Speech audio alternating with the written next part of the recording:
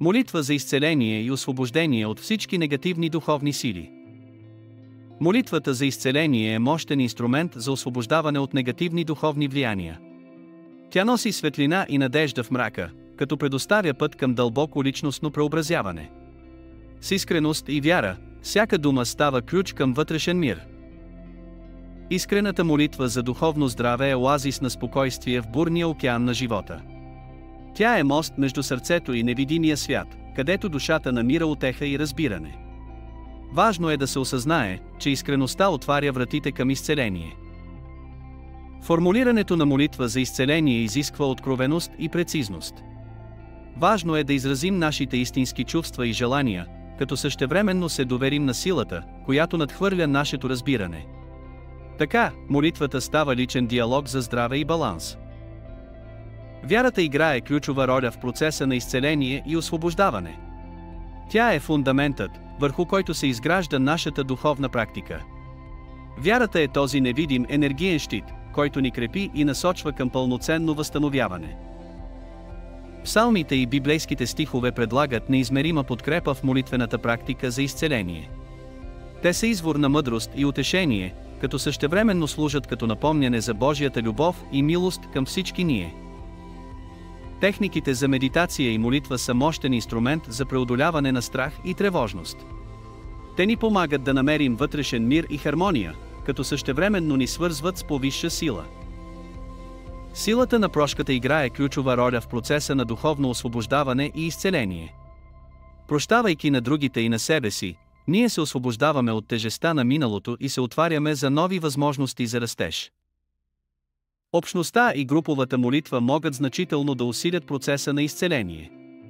Споделената вяра и подкрепата създават силно енергийно поле, което ускорява духовното и физическото възстановяване. Практиките за самопознание и самоосвобождаване чрез молитва откриват пътя към дълбоко личностно развитие. Те ни позволяват да разберем истинските си желания и да преодолеем вътрешните си ограничения.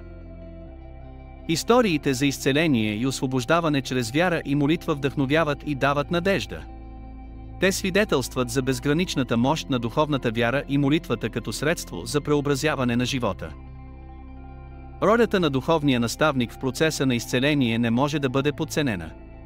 Той служи като мост между физическото и духовното, като насочва и осветлява пътя на вярващия.